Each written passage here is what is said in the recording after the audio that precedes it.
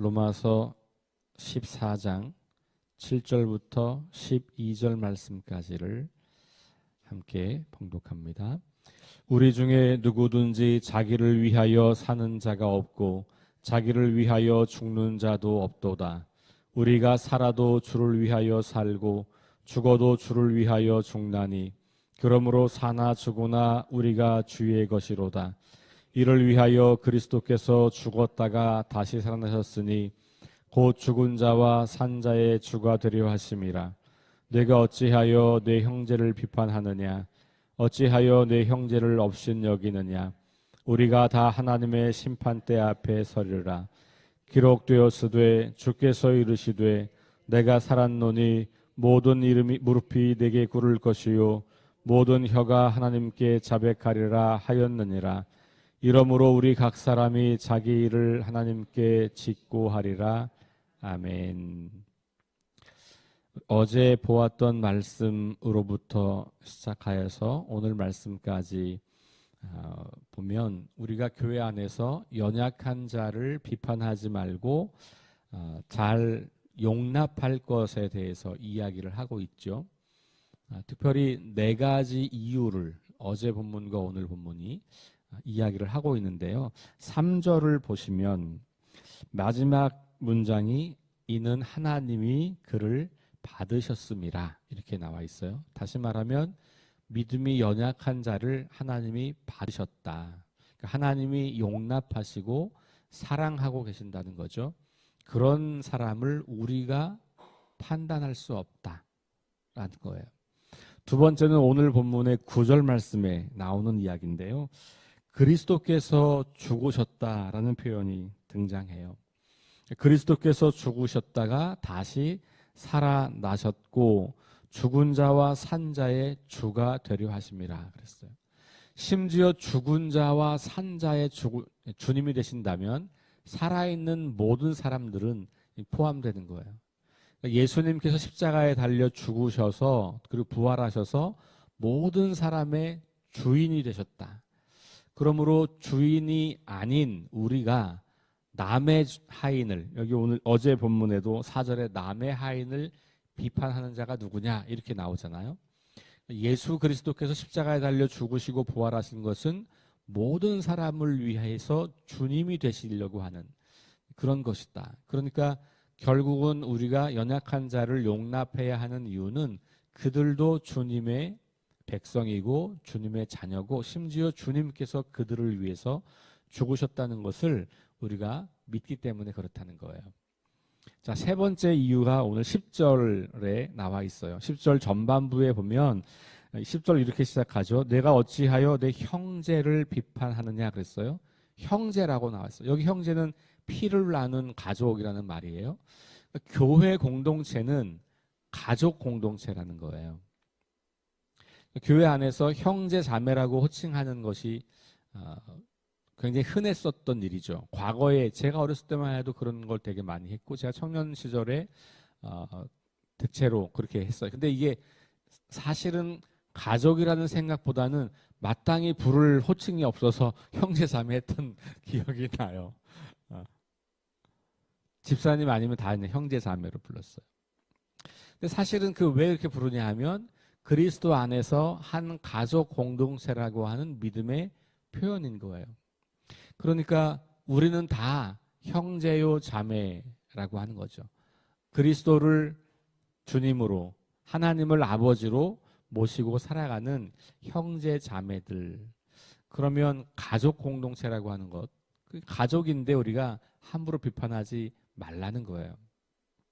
자, 네 번째가 10절 후반부에 나오는 건데요. 우리가 다 하나님 심판대 앞에 서리라 이렇게 나와 있어요. 그러니까 이제 하나님께서 모든 사람을 심판하시는 분이다. 이건 어제도 좀 나왔던 부분이잖아요. 하나님이 심판하실 건데 우리가 심판하면 안 된다는 거죠. 그러니까 하나님께서 심판을 하게 될 때 각각의 사람들은 그 하나님 앞에서 자기의 것을 말씀드리는 상황이 발생한다는 거죠.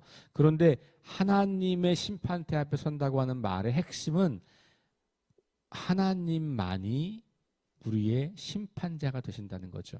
그런데 비판하고 판단하고 정죄하는 것은 우리가 하나님의 자리에 오르려는 거예요. 그러니까 하나님이 하시는 일은 심판하시는 일이고 우리가 할 일은 용납하고 사랑하는 일이라는 거예요. 용납하고 사랑하는 일은 우리에게 맡겨진 일이고 심판은 하나님이 하실 일이에요. 그래서 하나님의 일을 우리가 맡아서 하려고 하는 것처럼 교만한 일이 없는 것이죠. 하나님은 우리에게 심판할 권한을 주지 않으셨고 우리에게 용납하고 용서하고 사랑하라고 말씀하고 있는 거예요. 이런 네 가지 이유 때문에 우리가 교회 안에서 믿음이 연약한 자를 용납하고 받아야 한다. 그런 이야기를 우리가 할 수가 있겠죠. 자, 그래서 이런 권면은 예수님께서 산상설교에서 하신 말씀과 맥을 같이 해요. 산상설교가 5장, 6장, 7장, 8장, 마태복음 5장, 6장, 7장, 8장인데 그 7장까지죠. 5장, 6장, 7장까지인데 이 7장의 첫 번째를 시작할 때 너희가 비판받지 아니하려거든 비판하지 말아라. 이게 7장 1절 말씀이거든요. 판단받지 않으려거든 판단하지 마라는 말이에요. 그러면서 그 뒤에 더 나오는 말씀은 뭐냐면 너희가 비판하는 그 비판으로 너희가 비판을 받을 것이다. 너희가 헤아리는 그 헤아림으로 너희가 헤아림을 받을 것이다. 그러면서 3절에 가면 어찌하여 내 형제의 눈 속에 있는 티는 보고 너의 눈 속에 있는 들보는 깨닫지 못하느냐 이렇게 말을 해요. 물론 이제 맥락은 마태복음은 믿음이 강한 자와 연약한 자의 구별을 하고는 있지 않아요. 단순하게 그냥 상대방을 다른 사람을 비판하고 다른 사람을 판단하는 것 전체를 말하는 거고 오늘 바울의 맥락은 믿음이 강한 자가 믿음이 약한 자를 하는 것을 주로 말하는 것이지만 어쨌든 기본 원리는 동일하죠. 형제를 비판하지 말라는 거예요. 그렇게 비판하면 너가 그 비판받는 것으로 비판받게 되어 있다. 이렇게 이야기를 하면서 5절에 가면 외식하는 자여 먼저 내 눈 속에서 들보를 빼내라. 그 후에야 밝히 보고 형제의 눈 속에서 티를 빼르라. 이렇게 말하고 있거든요. 그러니까 결국은 이 마태복음에서 예수님께서 하시는 말씀도 우리가 누군가를 비판하게 될 때 그 비판의 대상이 우리도 누군가에게는 된다는 거잖아요. 아무리 믿음이 강한 사람이라 할지라도 완벽한 사람은 없겠죠. 그러면 그분도 누군가에게는 연약한 사람이 될 수 있는 것이고 그러면 그런 판단으로 자기도 판단받을 수밖에 없는 존재인 것을 아는 것이죠. 오늘 우리 교회 안에서도 마찬가지인 것 같습니다. 어느 누구도 하나님 앞에서 100점짜리 완벽한 어떤 상태를 유지한 사람은 없을 겁니다. 그런데 우리는 저마다 다 자기가 가지고 있는 방식과 저마다 가지고 있었던 어떤 습관과 자기가 배워왔던 그런 것들로 자기의 신앙생활을 구성하고 있잖아요. 그런데 어떤 것은 믿음이 좋은 사람이고 강한 사람이고 어떤 건 믿음이 강하지 않고 약한 것이 되어버린 것이죠. 특별히 이제 오늘 어제 본문과 관련해서 보면 이 제한하는 테두리가 너무 좁은 거예요. 전통적으로 우리 한국에서는 그 좁은 사람들을 더 경건한 사람, 더 거룩한 사람, 더 믿음이 좋은 사람이라고 여겼는데 바울은 반대로 여겨요. 포용성이 큰 사람이 믿음이 강한 사람이고 그렇게 더 좁히면 좁힐수록 그 사람을 믿음이 연약한 자라고 봐요. 그러니까 불안에 떠는 거죠. 이 경계를 넘어가면 안 될까 봐 불안하고 조심스럽고 그러니까 더욱더 통제를 해서 자기를 압박하는 극단의 경건주의를 바울이 볼 때는 믿음이 아주 연약한 자로 보는 거예요. 그 당시 상황에서는 이제 그랬던 것이죠. 그러니까 그런 관계 속에 있을 때 우리가 다른 사람을 판단하고 비판하는 것이 아니라 그 사람들도 다 주님을 위하는 사람이고 그 사람들도 다 주님께서 대신 죽으신, 그래서 우리를 한 가족 공동체로 만드신 그런 대상이라고 하는 것을 우리가 계속해서 기억하는 것이 중요하다는 겁니다. 바울은 이것을 강조하기 위해서 특별히 심판을 강조하기 위해서 이사야 45장에 있는 말씀을 인용해요. 오늘 읽은 말씀에 보시면 11절에 기록되었으되 그러면서 인용하는 말씀이 나오죠. 주께서 이르시되 내가 살았노니 모든 무릎이 내게 꿇을 것이요 모든 혀가 하나님께 자백하리라 되어 있어요. 그러니까 이 말씀을 통해서 예수님만이 모든 무릎 앞에 높임 받으시는 분, 그러니까 모든 무릎이 예수님에게 꿇고 모든 혀가 하나님께 자백하다. 여기 모든 무릎, 모든 혀라고 하는 것은 모든 사람들을 말하는 거고, 결국은 모든 사람들은 동일하게 예수님을 주인으로 고백하고 그리고 언젠가 하나님 앞에 서서 하나님의 심판을 받게 되는 거고, 자기 입으로 자기의 삶을 드러낼 때가 있을 것이다 라는 거죠. 그러니 우리가 하나님 앞에서 그것을 내어 맡기고 우리가 해야 할 일은 그 사람들을 존중하고 배려하고 용납하고 사랑하는 일, 이것을 우리가 해야 한다는 말을 하고 있는 겁니다.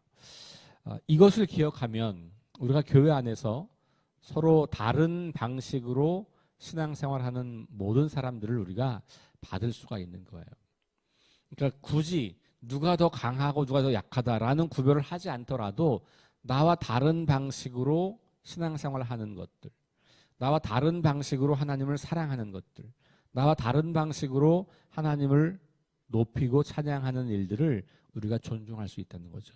내가 하는 방식은 옳고 그건 믿음이 좋은 거고, 다른 사람이 하는 방식은 믿음이 없는 거고 그리고 틀린 거고, 이렇게 볼 수가 없다는 거예요. 우리가 예수 그리스도를 주님으로 고백하는 고백을 동일하게 하고 있다면, 그렇죠? 그래서 그 예수 그리스도를 믿는 믿음으로 내가 하나님 앞에 의롭다고 인정받는 사람이 됐다는 것을 믿는다면, 이 본질이잖아요. 복음의 본질은 결국은 예수 그리스도를 통해서 우리가 하나님의 자녀가 된다고 하는 것, 나의 공로와 나의 노력과 나의 힘이 아니고 하나님의 은혜로 된다고 하는 것을 믿는 거잖아요. 그러니 믿음이 강하고 믿음이 약하고 하는 것이 다 하나님의 은혜 앞에 반응하는 정도의 차이일 뿐이지, 하나님의 은혜 앞에 반응하는 것은 동일한 거란 말이죠. 그리고 그 은혜 앞에 반응하는 양식이 다른 거예요. 그러니 그 다른 것을 틀리다고 보지 않고, 그리고 좀 나와 내가 보기에 연약하다고 무시하고 업신여기지 말고 있는 그대로 존중하고 용납하라는 것이죠. 사실 이게 참 어렵잖아요. 그렇죠? 나와 조금만 달라도 우리는 틀렸다고 보고 그리고 자꾸 뜯어 고치려고 하고, 그게 옳다고 내가 생각하니까 그런 거잖아요. 옳고 그름의 문제가 아닌 게 굉장히 많은 거예요. 특별히 우리 어른들이 젊은 세대를 뜯어 고치려고 하는 것 중에는 옳고 그름이 아닌 복음의 본질이 아닌 거예요. 그거 하등의 예수님을 구원자로 고백하는 것과 하등의 관계가 없어요. 그런데 우리는 내가 마음이 불편해져서 내 마음 편하려고 상대방을 뜯어 고치려고 할 때가 너무 많은 것이죠. 그래서 세대 간의 갈등이 존재하는 거고, 그리고 교회 안에서 여러 그룹들이 형성되어서 분열이 되는 거고, 그러다 보니 교회는 늘 싸우는 곳이 되는 거죠. 교회 안에서 세상 어디보다 더 사랑이 많아야 되는 것이고, 세상 어디보다 더 용납하는 것이 커야 되는 것이고, 세상 어디에서도 용납받을 수 없는 사람들이 교회에 오면 용납받는 걸 경험해야 되는데, 교회에 오면 끊임없이 비판과 판단과 정죄를 당하는 것이죠. 그거 틀렸다, 그렇게 하면 안 된다, 이래야 된다, 이런 얘기를 끊임없이 듣고 우리가 있는 거죠. 그리고 교회 와서 하나님의 사랑을 경험할 수가 없어요. 성경은 분명히 하나님의 사랑은 무조건적으로 우리를 사랑하시고 우리가 죄인일 때도 사랑했다고 했는데, 기독교인들은 우리가 죄인도 아닌데 죄인으로 뒤집어 씌워서 판단하고 정죄하고 있는 거예요. 이게 오늘날 우리의 현실, 정직하게 바라보는 현실인 것 같아요. 그래서 제가 어제도 말씀드렸던 14장을 읽으면서 우리 내일도 마찬가지 모레까지가 다 그 이야기의 연속이에요. 15장으로 넘어가도 전반부는 그 이야기예요. 그러니까 바울이 보세요. 12장부터 15장 전반부까지를 구원받은 사람이 어떻게 살아야 되냐라는 이야기를 하는데 그 중에 절반 이상을 뭘 얘기하는 거예요? 교회 공동체 안에서 서로 어떻게 서로를 대해야 할지를 이야기하는 거예요. 그것을 반복하고 또 반복해요. 그게 로마 교회에게도 굉장히 중요했던 문제였던 거죠. 1세기 초기 그리스도인들에게 굉장히 중요했던 문제예요. 그 말은 그때 교회도 우리랑 별 차이 없었다는 얘기를 하고 있는 거예요. 우리가 초대교회로 돌아가자 그랬을 때 초대교회를 너무 이상화시키실 필요는 없어요. 거기는 결함이 없고 무결점의 완벽한 공동체는 천만의 말씀. 우리랑 똑같은 죄인들이 모여있고 우리랑 똑같은 연약함을 갖고 있었죠. 시대와 문화와 배경이 달랐을 뿐이에요. 다만 초대교회는 그런 상황에서 이런 가르침들을 통해서 계속해서 더 좋은 공동체로 성장하려고 하는 그런 수고를 아끼지 않았던 거예요. 문제가 없어서 좋은 교회가 아니고 그런 교회는 없습니다. 문제가 있지만 그 문제를 통해서 서로 배워가고 성장하고 성숙해가는 공동체. 그 문제를 계속해서 풀어가면서 함께 지혜를 모으고 함께 서로를 성장시켜주는 그런 공동체. 연약함이 있지만 여전히 그 연약함을 가지고도 함께 하나님 나라를 위해서 수고하고 애쓰고 그것을 만들어가는 교회. 이런 거죠. 나처럼 만들려고 하지 않고 있는 그대로를 존중하고 그 사람의 믿음의 방식과 그 사람이 하나님을 사랑하는 방식을 내가 이해가 혹 안 될지라도 있는 그대로 존중해 줄 수는 있는 것이죠. 이런 것이 우리에게 굉장히 큰 영적 훈련의 굉장히 중요한 부분인 거예요.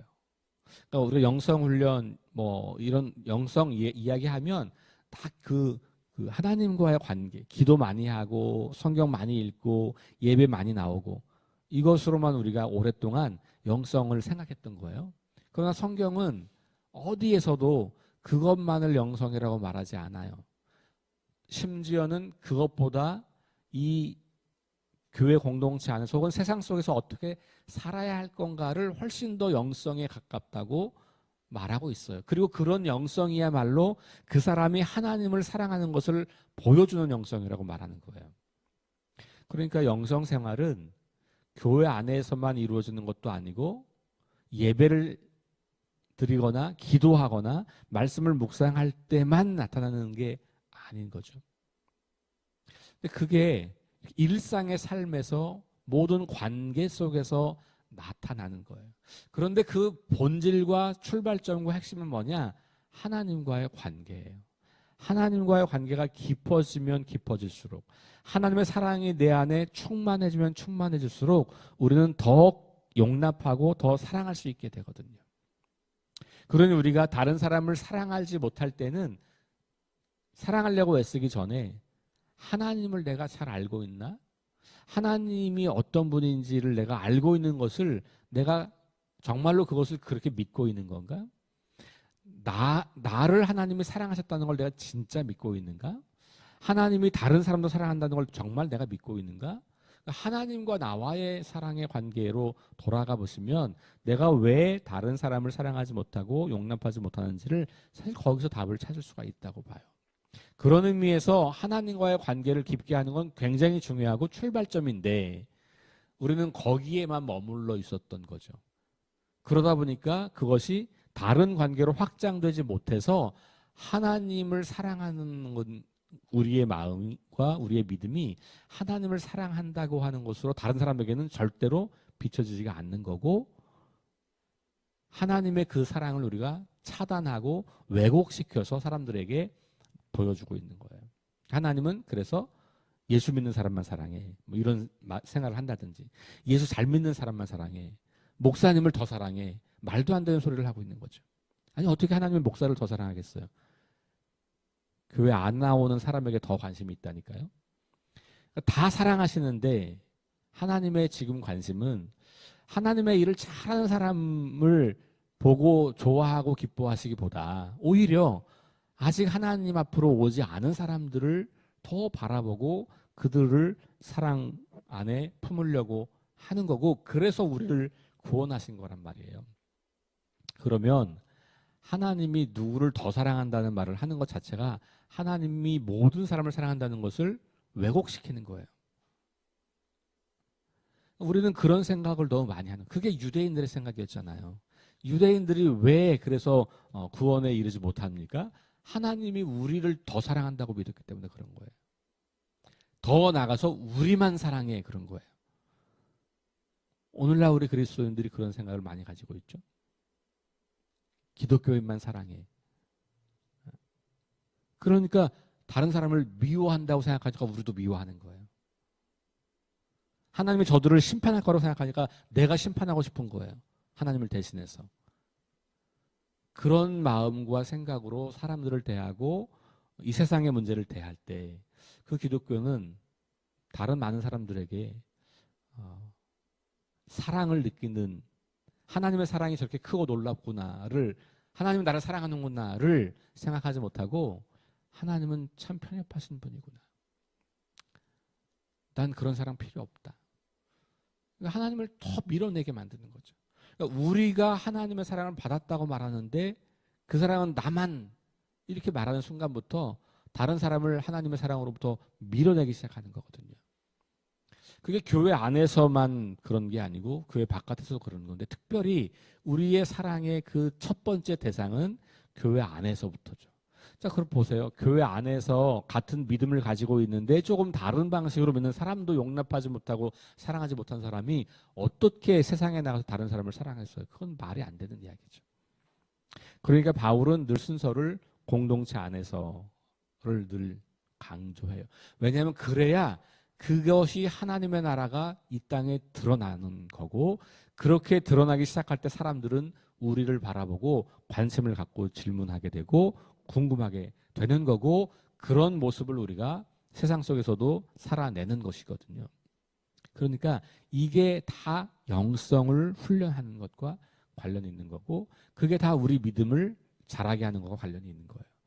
교회 생활 열심히 하게 하는 것은 믿음을 자라게 하는 것의 아주 기본적인 출발점이긴 하지만 거기만 머물러 있어가지고는 믿음이 자라는 게 아니에요. 그냥 어린 아기로 여전히 머물러 있는, 어린 아이 수준으로. 저는 이 바울의 이 로마서 후반부의 말씀이 오늘날 우리 한국 교회와 우리에게 매우 중요하다는 생각을 많이 해봅니다. 지금 한국은 너무 극과 극으로 나뉘어져 있고 다른 것을 용납하는 것을 거부하고 있고 다른 것을 정죄하는 데 익숙해 있고 다른 것을 악마화시키는 데 익숙해 있어요. 거기에 기독교인들이 일조하고 있어요. 이건 굉장한 위기입니다. 중세로 돌아간 거, 중세. 마녀 사냥하고 종교재판에서 다 죽이고 그러면서 하나님 나라를 이루었다고 교만하게 떠들고 있던 그 중세로 돌아간 거예요. 오늘 한국 교회는 개신교 모습이 별로 보이지 않습니다. 그래서 하나님께서 오늘 우리 교회를 바라보실 때 이 로마서의 말씀을 좀 잘 읽어라. 그 말씀을 좀 잘 배우고 그 말씀대로 너희가 먼저 너희 교회 공동체 안에서부터 그런 일을 잘 감당해라. 저는 그런 하나님의 안타까운 마음을 좀 느껴요. 저와 여러분들이 이 시대에 그런 건강한 교회를 세울 수 있으면 좋겠어요. 우리 석교교회가 그래서 정말 세상 어디에서도 용납될 수 없고 버림받은 사람들이 다 우리 교회만 오면 사랑받고 그 사랑 때문에 치유가 되고 회복이 되고 그래서 그 하나님을 온 마음으로 사랑하게 되고 그 사랑을 힘입어 자기도 다른 사람을 사랑하게 되는 그런 교회를 우리가 세우면 얼마나 좋을까. 이 땅에 그런 교회가 하나쯤은 있어야 되지 않겠습니까? 근데 그 하나쯤이 우리 교회가 되면 얼마나 좋겠습니까? 저와 여러분들이 그 일을 잘 감당할 수 있게 되기를 주의 이름으로 축원합니다. 기도하겠습니다. 하나님, 다시 바울의 권면 앞에 섭니다. 형제를, 특별히 연약한 자를, 믿음이 연약한 자를 비판하지 말고 판단하지 말라는 이 말씀을 계속 마음에 새겨봅니다. 너무 오랫동안 우리는 다른 사람들을 틀렸다고 이해해왔고,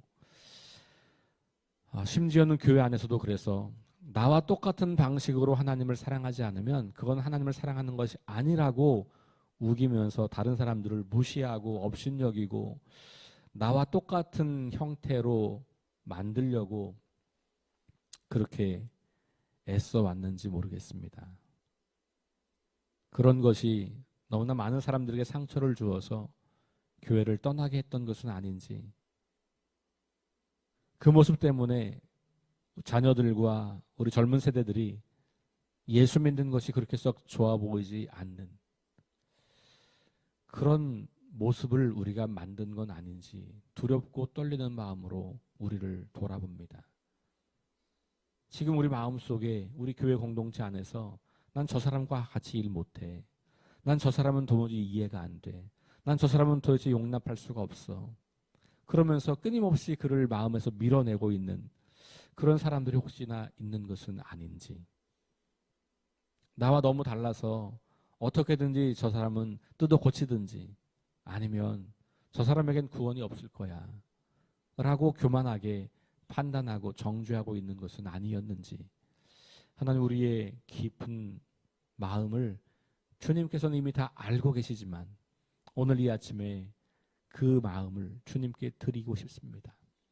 하나님, 우리의 교만함, 우리의 추악함, 우리의 그 더러움 다 꺼내어서 주 앞에 올려드리고 주님의 그 거룩하심, 주님의 겸손하심을 닮아가며 우리가 이 석교 공동체를 하나의 가족 공동체로서 하나 되게 하시는 것을 힘써 지키는 그런 우리가 될 수 있도록 인도하여 주옵소서.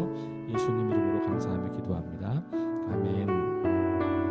우리 함께 합심해서 기도합니다. 주보에 있는 4가지 기도 제목. 성령의 능력으로 하나님 나라를 증언하고 살아내게 하소서. 하나님 말씀이 기준이 되게 하소서.